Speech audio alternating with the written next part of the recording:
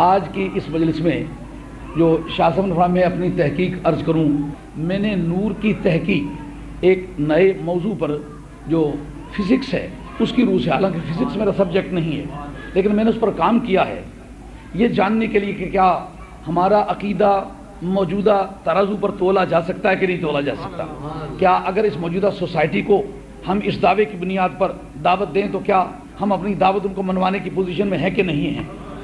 تو اب اس کے لیے یہ ایک بڑا ضروری ہوتا ہے کہ جس بات کی سند شرع میں خود نہ ملے، جو ہمارے اپنے سورسز آف لا ہیں، تو میں کسی ایسی ایکسٹرنل چیز پر اپنی کوئی سٹینڈنگ نہیں بنا سکتا، اس کو بنیاد بنا کے بات نہیں کر سکتا۔ چاہیے یہ کہ میٹیریل میرا اپنا ہو، اس پر فارمولہ کوئی دور حاضر کا لگاؤں، بات وہ نکل آئے جو میں نتیجے کے طور پر نکالتا ہوں۔ میں یہ سمجھتا ہوں جس طرح کے آپ جدلیات میں دشمن کے مسلمات کو اپنے دعوے کے اس بات میں پیش کر سکتے ہیں، یہ آپ کی منطق میں موجود ہے۔ جدلیات میں یہ مسئلہ جدلیات کا ہے کہ اگر آپ ایک بات کو نہیں مانتے مگر مخالف دھڑا اس بات کو مانتا ہے تو آپ اس مخالف دھڑے کی بات کو اپنے دعوے کے اس بات میں پیش کر سکتے ہیں، جیسا کہ قرآن مجید میں ہے کہ پورے عالم انسانیت میں انسانیت اولاد کو جزو ذات مانتی تھی۔ جب مشرکین نے فرشتوں کو خدا کی بیٹیاں کہا، اس پر مفسرین نے تحقیق کیا ہے کہ اجعلوا لہ من عبادہ جزءا، کیا انہوں نے خدا کے اجزاء بنا لیے ہیں، اللہ تعالیٰ کے اجزاء بنا لیے ہیں۔ اب اس پر لوگ کہتے ہیں مفسرین کرام کہ اس استدلال کو کیوں استعمال کیا گیا ہے، کہتے ہیں چونکہ یہ دشمن کے مسلمات میں سے تھا، قطع نظر اس بات کے کہ اسلام بھی اس کا قائل ہے، لیکن سوسائٹی مانتی تھی کہ اولاد جزو ذات ہے، تو دشمن کی مانی ہوئی بات کو قرآن مجید نے کہا کہ اولاد جزو ذات ہوتی ہے، اگر اللہ کی اولاد مانتے ہو تو پہلے پروردگار کو ڈیویزیبل ماننا پڑے گا، آپ کو ماننا پڑے گا کہ خدا قابل تقسیم ہے۔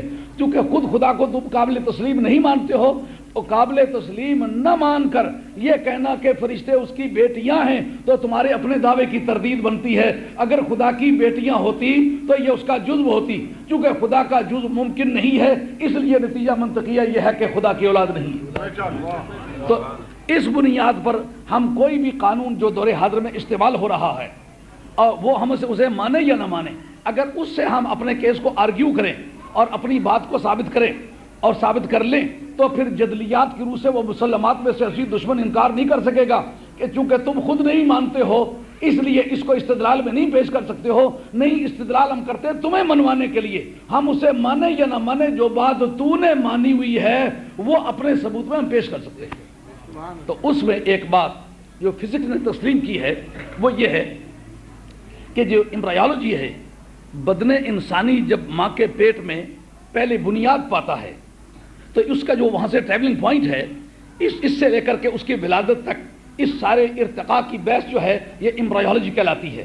بچہ ماں کے پیٹ میں قرار کس طرح پاتا ہے، قرار پانے کے بعد امپروومنٹ اس کی کس طرح ہوتی ہے، اس کی نشو و نما کس طرح ہوتی ہے، اس کی فیڈنگ کس طرح ہوتی ہے، اور وہ بچہ ماں سے پراپرٹیز کس طرح وصول کرتا ہے، اس پر جو آج کی میڈیکل نے لکھا ہے، اور اللہ کا شکر ہے کوئی سنی سنائی بات نہیں کرتا، پہلے میڈیکل کی کتابیں لے کے اس پوائنٹ کو میں نے ٹریس کیا، اس پر تحقیق کی کہ بچہ ماں کے پیٹ میں قرار کس طرح پاتا ہے۔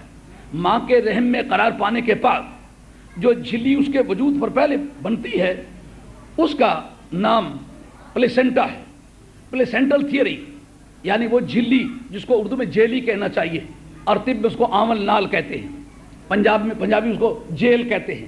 جو بچہ کوئی بھی حیوان، کسی حیوان کے پیٹ سے، میمل جتنے بھی ہیں دودھ پلانے والے جانور، یہ جناب حیدر کرار کی ایک تحقیق ہے، آپ سے پوچھا گیا بتائیے کہ انڈے کون سے جانور دیتے ہیں، بچے کون سے، انہوں نے کہا جن کے کان باہر ہیں وہ بچے دیتے ہیں اور جن کے کان اندر ہیں وہ انڈے دیتے ہیں، خواہ وہ چھوٹے جانور ہیں۔ یہ جناب حیدر کرار ہے جی۔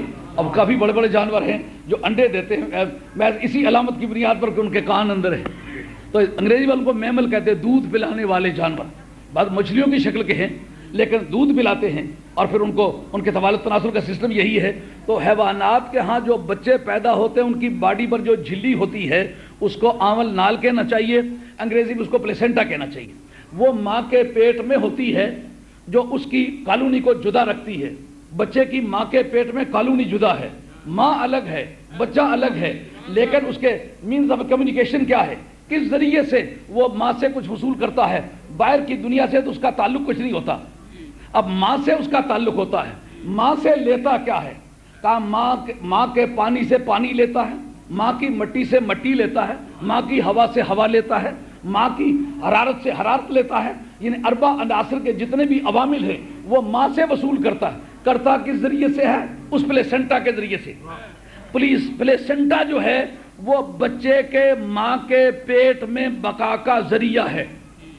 اور پھر جو وہ بچہ پراپرٹیز لیتا ہے, مٹی لیتا ہے, پانی لیتا ہے, اس کا ویٹ بڑھتا جاتا ہے. کیونکہ پانی بھی اور مٹی بھی اجزاء ارضی میں سے ہیں. جو آپ کے ہاں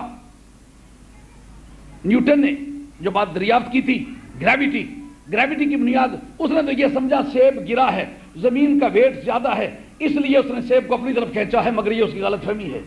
آج کی جو تحقیق ہے وہ یہ نہیں کہتی, وہ کہتی ہے کہ دراصل سیب اس لیے نہیں کھینچا کہ اس کا وزن تھوڑا ہے, سیب اس لیے کھینچا کہ اس کے اندر اجزاء ارضی ہیں, اس کی ماں زمین ہے, اس کے اندر جو کچھ ہے وہ زمین سے گیا ہوا ہے. اگر زمین سے نہ گیا ہوا ہوتا تو زمین اس کو کبھی نہ کھینچ سکتی ہے. زمین لائٹ کو کیوں نہیں کھینچتی؟ اگر زمین گریویٹی کی وجہ سے. اب ستاروں کو زیادہ دور سورج کیوں نہیں جانے دیتا؟ جو گلیلیو کی تھیوری ہے کہ وہ ایک گیسیس بال تھا, اس میں ابنارمل ہیٹ پیدا ہوئی, اس کے ابنارمیلٹی کی وجہ سے وہ ٹکڑے ہو گیا, ٹکڑے ہو کے بکھر گئے, لیکن وہ ٹکڑے دور نہیں جا سکتے. ان کے لیے اس کی کشش ہے, اس کے لیے گریویٹی ہے. کیوں؟ سورج اصل ہے, ٹکڑے فرع ہیں, فرع کو اصل کھینچا کرتا ہے. سیب فرع تھا اور زمین اس کی اصل تھی. اب وہ سیب کو زمین نے کیوں کھینچا؟ زمین نے اس لیے کھینچا کہ گریویٹی کی بنیاد اصلیت اور فریت ہے. زمین اصل ہے, سیب فرع ہے. زمین نے کھینچا اس لیے کہ وہ اس کی اصل تھی. پہلے کیوں نہیں کھینچا؟ کہا پہلے بھی کھینچا ہوا تھا لیکن پیچھے بندھا ہوا تھا. ڈنٹل جو تھا نا, وہ ڈنٹل پہ ہو کے نیچے ہی لٹک رہا تھا, اپنی اصل کی طرف دیکھ رہا تھا. میرے مصطفیٰ کی اصل اگر اربع عناصر ہوتے تو معراج کی رات زمین ان کو روکتی. کہاں جا رہے ہو اصل تیری؟ آئی بات سمجھ میں؟